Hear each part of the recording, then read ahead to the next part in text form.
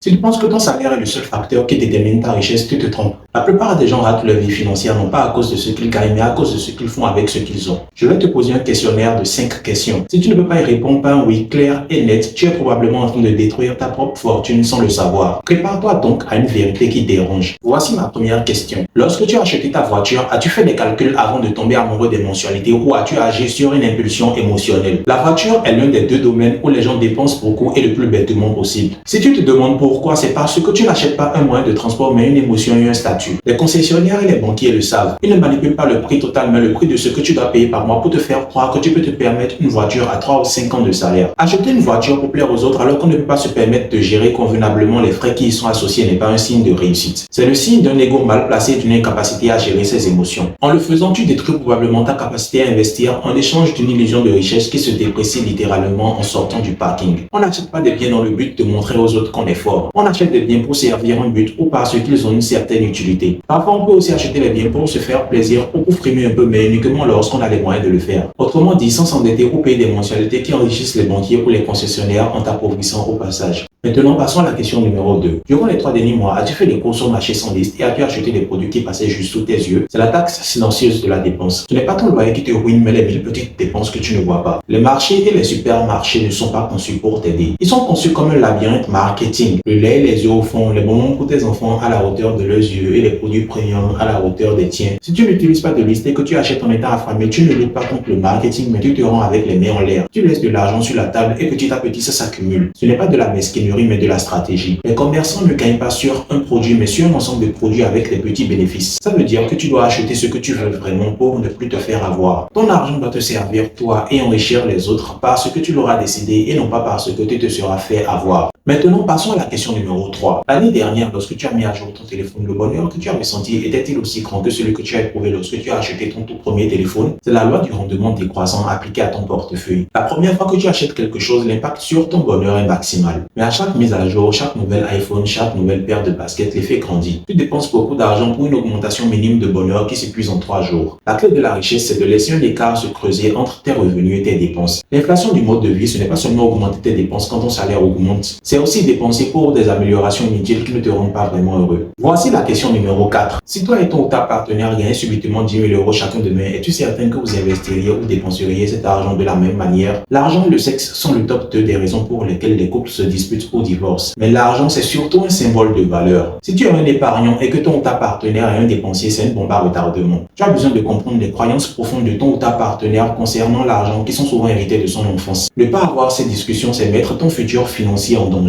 Si tu n'as pas de fonds d'équipe pour les dépenses communes et de fonds personnels pour ta propre autonomie, vous irez au clash. Et ça mène souvent à la séparation. Maintenant, passons à la question numéro 5 qui est aussi la plus importante. Aujourd'hui, sans exception, mets-tu de côté au minimum 10% de ton salaire avant de dépenser un seul centime pour quoi que ce soit d'autre? Si la réponse est non, le reste n'a plus d'importance. Les voitures, les courses, les téléphones, tout ça c'est du bruit. C'est le plan de libération de la contrainte budgétaire. La seule mesure qui compte, c'est la marge que tu crées entre ce que tu gagnes et ce que tu dépenses. Le minimum requis pour l'autonomie financière est de 10%. Si tu mets de côté 10% de ton salaire tous les mois, tu peux dépenser le reste comme tu veux. Si tu peux dépasser les 10% et toujours avoir un style de vie décent, alors n'hésite même pas. C'est cet argent que tu mets de côté qui va te servir à financer ton fonds de secours et tes investissements. L'objectif d'un fonds de secours est que dans le pire des cas, si tu perds toutes tes sources de revenus, tu aies suffisamment d'argent épargné. Comme ça, tu pourras continuer à payer tes frais de subsistance pour l'avenir proche. De sorte que s'il y a une urgence, tu ne te retrouves pas dans l'incapacité de payer ton loyer ou ta nourriture. Lorsque tu élimines tout le reste à l'exception des dépenses de base dont tu dois tenir compte comme le paiement hypothécaire ou loyer, les courses, les factures essentielles, quel que soit le montant, multiplie-le par 3 pour le fonds d'urgence de base. Ou si tu veux plus de protection, multiplie-le par 6. Si tu es travailleur indépendant ou si tu as une situation d'emploi instable, tu peux multiplier ça par 9. C'est la taille que doit avoir ton fonds d'urgence et il n'a pas besoin d'être plus important. Pour ce qui est des investissements, il n'y a pas de montant minimum pour commencer à investir. L'investissement n'est pas une question de risque, mais de technique. Parce que le risque diminue ou disparaît face à la connaissance. Donc le meilleur investissement que tu puisses faire à tout instant est l'investissement dans ta connaissance. Tu as ta meilleure chance de gagner plus d'argent. Alors, combien de questions as-tu réussi à répondre par un oui franc? Sois honnête et laisse ton score dans les commentaires ci-dessous. Si le score est inférieur à 5, tu as du travail, mais la bonne nouvelle, c'est que tu as maintenant les connaissances pour corriger le tir. Ta voiture n'est qu'un objet, le supermarché n'est qu'un magasin. Ton argent est ton pouvoir, donc utilise-le avec intention.